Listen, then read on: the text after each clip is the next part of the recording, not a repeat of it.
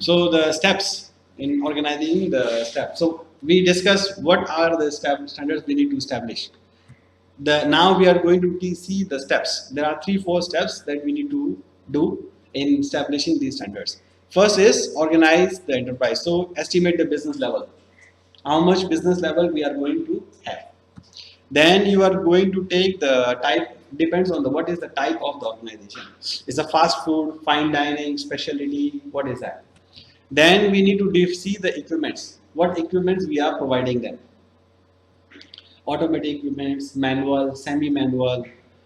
And then you need to have a relationship between the staff, different level of staff to ensure independency. Means the same person who is taking the order should not be the person to collect the money as well. It should be a different person. The reason is otherwise you may lose the cash. He will take the order, he will serve the food, and he will take the cash as well. And then he will not report. So you are losing the money, right? So this is how you need to make sure that there is a consistency in internal controls. Okay. Then you prepare the job descriptions. Once you have understood the level of organization, what they are supposed to do, how many minutes they are supposed to do, what are they preparing, then you do a job description. The way of job description is to prepare based on the job analysis through asking how you are doing the job descriptions. You are asking the staff, what are you doing now, right? And then or do a observation. Just watch them what they are doing, and then you can do the based on your own past experience, because you used to be a chef. Now if let's say he is a chef, if he becomes a manager in future or a owner of the company in future, and he want to do a job description, he knows what a chef need to do, so he don't need to ask anybody. He will just prepare the job description for them and then give it to them, easy. And then specify a few things, specify what need, but the job description need to specify these things: what needs to be done, when it needs to be done, and what is the frequency. For example, job description of a server will include he need to clean the table, he need to chat with the guest, he need to bring the food, he need to dish out the food based on the standard. No? If the standard doesn't include dishing out the food, then it's no need to be in job description based on the standard. And then what is the frequency? How much time it will take? He need to finish all this task in 10 minutes or 5 minutes. And then this is the performance standard indicators. What is the performance indicator? How we will measure his performance? If he do 6 minutes, or basically for like waiters, we do the performance indicator based on their greatness of service. So we will ask the guest how this waiter has been doing the job, how many 5 stars he get, or how many people he serve in a day. Also can, right? And then scheduling the employees after that further. So the scheduling the employees based on forecasting of the business. So forecasting of business need to be based on hourly and daily business. And then need to be hourly is we need to understand, because we want to understand the crunch time when we need most of the staff. Okay, and then there has to be an optimal mix of part-time and full-time. So we discussed that part-time is we pay them only on an hourly basis, we or on a casual daily basis. So we need to have an optimal mix of part-time and full-time staff, because we want to manage the spike of business. So if you have a business mostly on Wednesdays, only on Wednesday in a week, so you don't need to hire people for Monday, Tuesday, Wednesday, Thursday, Friday, Saturday for a whole week. Or you may need to hire only full-time based on the minimum requirements of your business. The rest of the days, or you will hire only a casual or a part-time. But is it easy to find a part-time here in Myanmar, in Yangon? Yeah, easy. Very easy. Easy. You just need to post in part-time, part-time Facebook group, and then you can get so many staff. But other way, the other best practice what I have seen in the hotels, what they are doing is they keep a pool of the staff. So they train maybe 50 people all together. So they spend some time, they ask them to come, they give them the salary, but they train them in one day. And then they keep these 50 people's phone number and keep them close.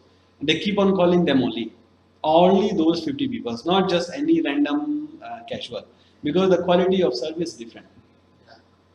For banquet staff for Qatar is for banquet staff. Huh? Banquet staff. Yeah, banquet staff. Mostly banquet staff. The food and the beverage restaurant normally they don't use the part time of food because they can manage. But it also depends in the organizational culture. Are the staff ready to do more job? Like for example, in your hotel, I don't know the rooms division staff is able to do the job in the F&B staff as a F&B or not. It depends. Some hotels they don't. Some hotels they yes they do combine the job. Let's say, for example, the dinner time, the restaurant is very busy, but the room department is not very busy because housekeepers are already finished the room, the guests are sleeping in the room, the front desk is not very busy. So, can the concierge, the receptionist, the housekeeper, can they all go to the banquet and serve the food? Depends on the culture, not on the training. Training you can train them easy, but are they willing to do or not? That's the difference.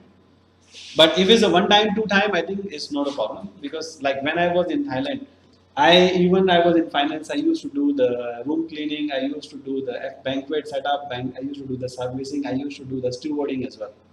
We used to do everything because we help each other. And there's less people means more service money because they are not. You don't share your service money with the casual, right? You don't share your service money with the part timers. So this is what maybe we need to communicate with the with the peoples in general. If you share each other, means share the workload each other, you will share the higher service money also. But if I hire the person, your service money will go low, and the profit will go low means in the end of the year the bonus will also be lower. But you pay bonus? Yes, we play. Okay. 1 month salary. 1 month salary. That's enough. That's already good. lah. That's already enough. So maximum limit also? Maximum limit on the salary? How much maximum 1 month salary? If somebody is earning $4,000 a month, they get 4,000. Month. Okay. So then to cover the fluctuations of business and also control the marginal cost on the peak, right? And these are the some of the best practices in the hotels normally. So we keep a pool of trained peoples who have ability to work on a part-time basis, and then we do the multitasking. So that can be a key factor in controlling the operations, especially in the small operations, or especially in the very peak period of business. Let's say you have only once in a year or once in a month event, so you don't need to hire a casual for that purpose. We just ask all the employees to work together in a closed environment, and they are But it's affecting on a week in 2 day working. Hmm. A week on 4 day or 5 day another permanent going. Yeah, if it's like a regular, then it because if like 3 days a week, it's already become a regular. Then you can consider to hire a person instead of asking the other departments to do it, because that's a strain. If it's only once in a week or twice a week, then you shouldn't be hiring a person. But if it's become 3 times a week or 4 times a week, then it means you have it quite regular.